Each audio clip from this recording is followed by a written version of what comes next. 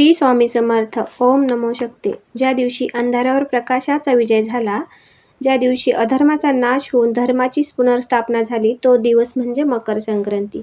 पण ही फक्त तिळगुळाची नाही, ही आहे संक्रांती देवीच्या पराक्रमाची, संक्रासुराच्या वधाची आणि सुवासिनीच्या सौभाग्याचं प्रतीक असलेली पवित्र परंपरेची कथा आज आपण जाणून घेणार आहोत. संक्रांती देवीने संक्रासुराचा वध कसा केला आणि मकर संक्रांतीला सुवासिनीचा सण असे का म्हटले जाते आणि मकर संक्रांतीच्या दिवशी सूर्यदेव आणि शनिदेव यांच्याशी जोडलेली एक लोकप्रिय पुराणकथा आहे. ह्या तिन्ही कथाचं विशेषण काय आहे हे आपण थोडक्यात जाणून घेण्याचा प्रयत्न करू. तर पहिली कथा आहे मकर संक्रांती देवीची. एकेकाळी संक्रासूर नावाचा बलाढ्य आणि अत्यंत अत्याचारी राक्षस होता. त्याने दीर्घ तप करून ब्रह्मदेवाला प्रसन्न केले. ब्रह्मदेवाने संक्रासुराला असा वर दिला की तो देव, दानव किंवा मनुष्य यांच्याकडून सहज पराभूत होणार नाही आणि त्याला मोठी अजिंक्य शक्ती व राज्यसंपत्ती प्राप्त झाली. या वरामुळे संक्रासुराचा अभिमान अधिकच वाढला. त्या अहंकारामुळे त्याने पृथ्वीवरील लोकांना, ऋषीमुनींना आणि देवांना त्रास देणे सुरू केले. यज्ञविधी बंद पाडले, धर्मकर्म विस्कळीत झाले आणि प्रजा भयभीत झाली. देवाने देवी मातेची आणि आदिशक्तीची स्तुती केली. या स्तुतीतून प्रगट झाली संक्रांती देवी. शौर्य, तेज आणि करुणेचं रूप असलेल्या संक्रांती देवीने संक्रासुराला युद्धासाठी आव्हान दिलं. राक्षसांनी मंद होऊन युद्ध स्वीकारलं. तीव्र संग्राम अनेक दिवस चालला, परंतु शेवटी देवीच्या दिव्य शक्तीपुढे संक्रासूर पराभूत झाला. देवीने त्याचा वध केला आणि प्रजेला भयातून मुक्त केलं.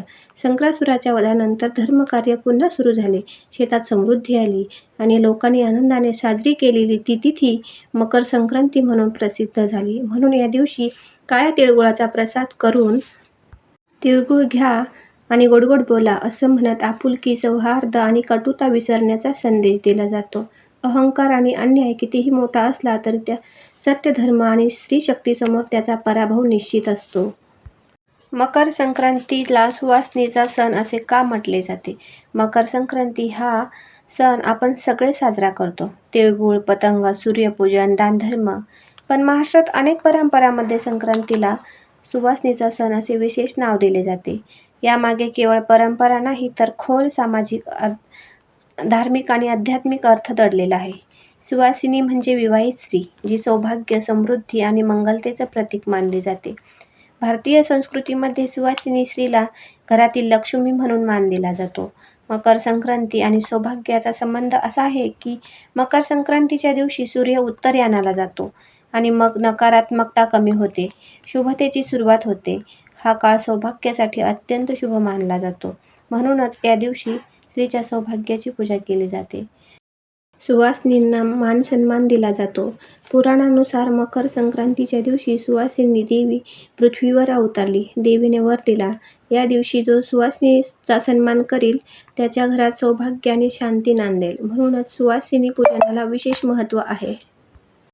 मकर संक्रांतीला स्त्रिया हळदी कुंकू करतात, एकमेकींना तिळगुळ देतात, सौभाग्याची प्रार्थना करतात. हळद हे मंगलतेचे प्रतीक आहे तर कुंकू हे सौभाग्याचं प्रतीक आहे. हे केवळ विधी नाहीत तर स्त्रीमध्ये सकारात्मक ऊर्जा देण्याची परंपरा आहे आणि याचा सामाजिक अर्थ असा आहे, स्त्रीला केंद्रस्थानी ठेवणे, कुटुंब व्यवस्था मजबूत करणं, नात्यामध्ये गोडवा वाढवणं हा उद्देश आहे. आणि याचा आध्यात्मिक अर्थ असाही आहे, सुवासिनी म्हणजे स्त्री शक्ती, सहनशीलता, त्याग. मकर संक्रांतीचा संदेश असा आहे, संसार टिकवायचा असेल तर स्त्रीचा मान राखा. म्हणूनच सुवासिनी पूजन, हळदी कुंकू, सौभाग्यव्रत ही स्त्री सन्मान हे सगळे विधी मकर संक्रांतीला केले जातात. आणि आता तिसरी कथा आहे शनिदेव आणि सूर्यदेव यांची कथा. सूर्यदेवाचे 2 पुत्र होते, यमधर्मराज आणि शनिदेव. शनिदेवाची आई छाया होती. छायाला सूर्यदेवावर राग होता की ते तिला आणि तिच्या मुलांना फारसे प्रेम देत नाहीत.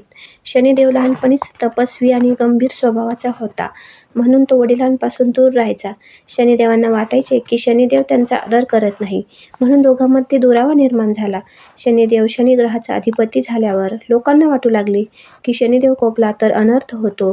त्यामुळे सूर्यदेवांना शनिदेवाचा राग वाटू लागला. काळ लोटला. मकर संक्रांतीचा दिवस आला. ज्या दिवशी सूर्य मकर राशीत प्रवेश करतो त्या दिवशी सूर्यदेव मकर राशीत जातात.